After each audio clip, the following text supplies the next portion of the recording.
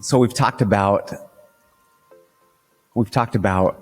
releasing it, letting it rip, and how that will feel a certain way, and to be prepared for that process. But I think it's time to take a step back and then talk about how do these patterns become ingrained within our nervous system.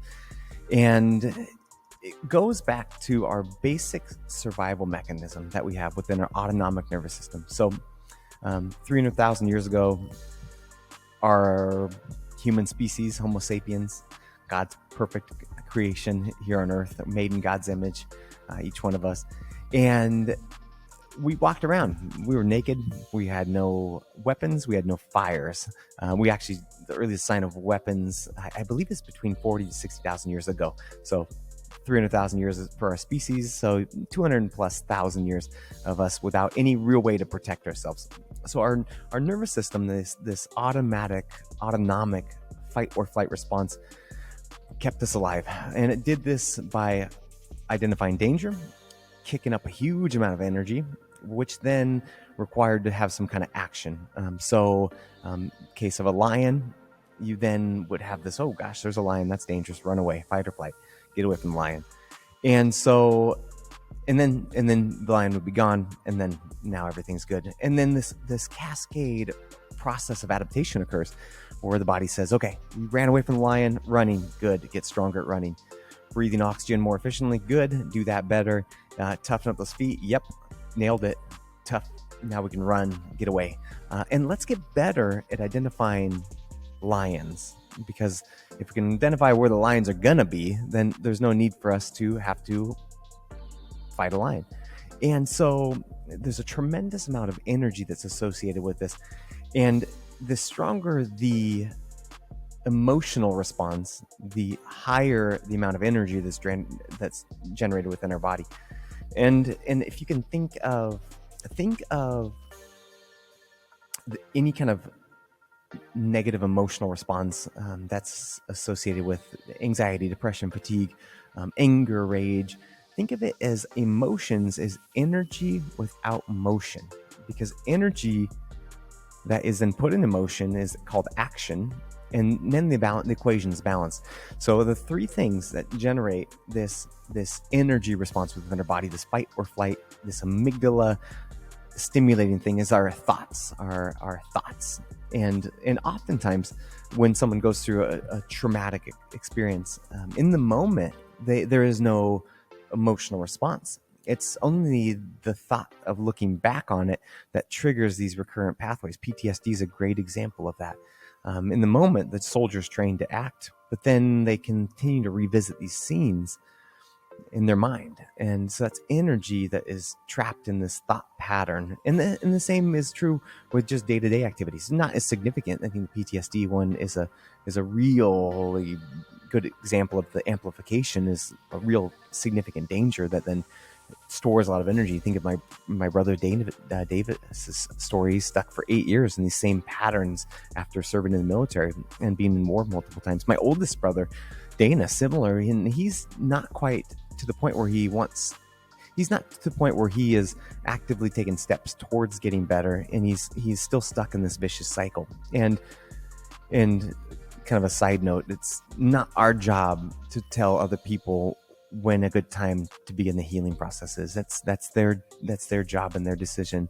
So, but these negative thoughts act in the same way the pandemic, someone believing, interacting with another person, I'm going to get sick and I'm going to die. I mean, think of it, how many people had that recurring negative thought for years. Still now, there are people. I had one patient that discontinued care after the pandemic started, and I saw her at Costco, and she had aged significantly. She had lots of gray hair. She'd been self-quarantined for a year, and finally started to go outside. And I was so excited to see her outside of her house, and I went to go give her a hug, and she just was like, even though she's triple vaccinated, so her belief system should align with the fact that she has protection now.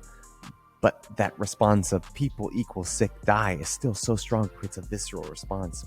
And so energy is created with our negative thoughts. Trauma crashes, falls.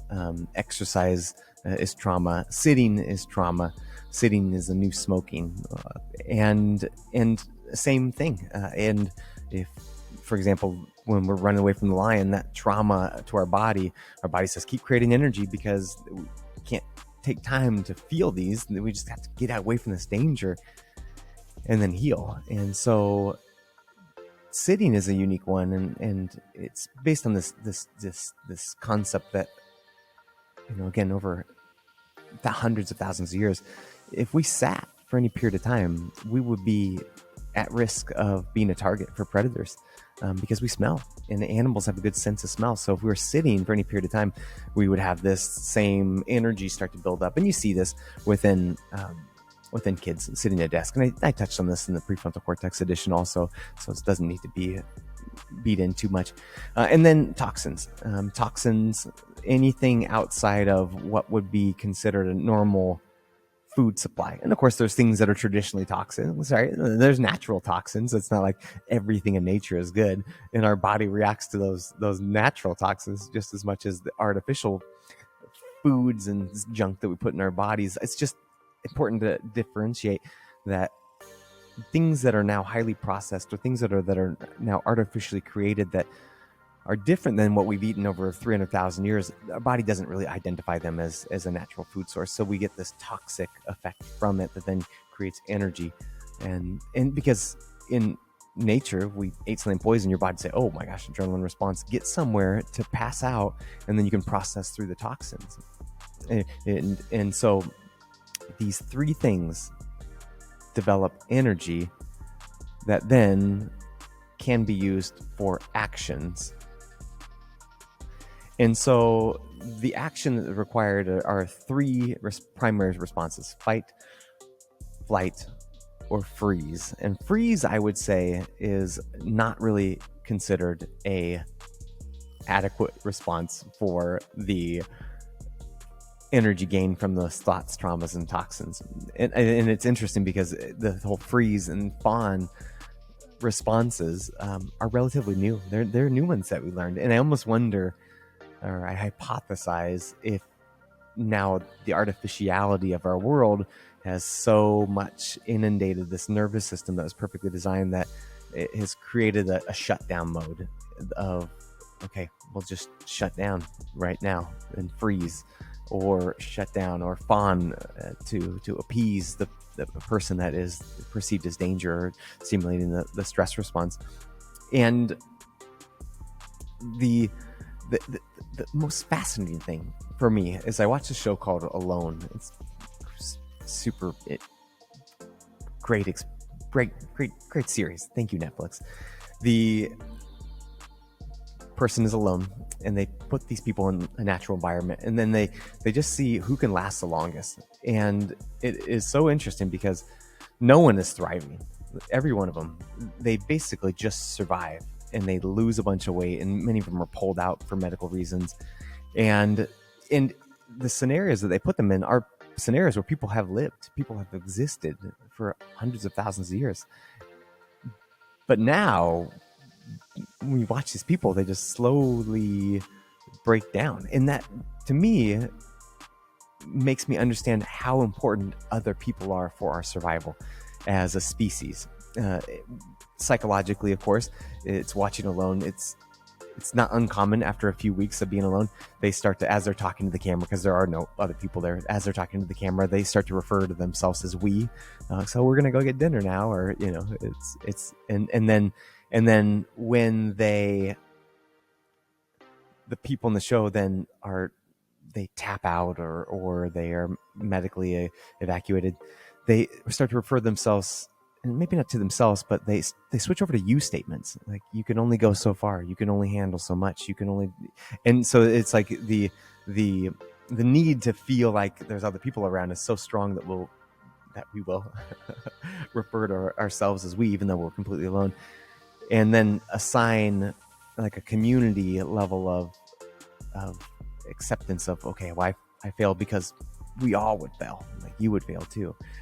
So that's interesting to me, because from my perspective, it would show that we would as a community, we would have to have, and even if we want to go ahead and go biblical too, I mean, in the very beginning, in the book of Genesis, God says that man needs to have a companion. And so Adam gets Eve. And so on a more of a scientific route, people would need other people in order to conserve energy while the hunters went out and then switch off. So one person wasn't continually exerting energy.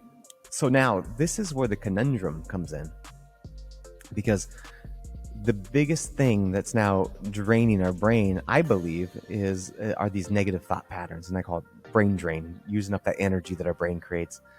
And so people are the biggest cause, and also in the same regard, the biggest support for our brain to develop energy and get lit up, because our brain says we need to have other people around.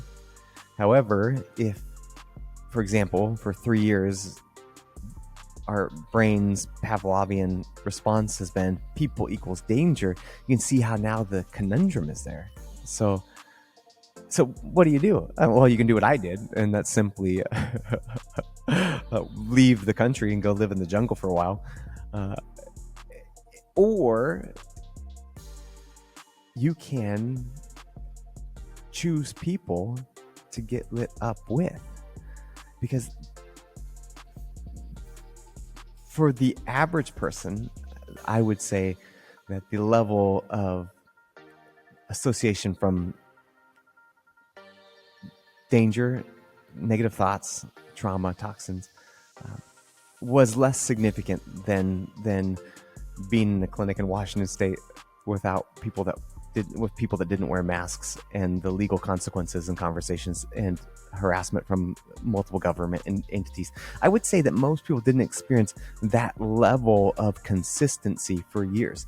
So therefore, I don't, and maybe you did, and maybe your story is the way to balance this equation is as significant as mine. And if that's the case, come on down. We got a big facility, so you can come join us.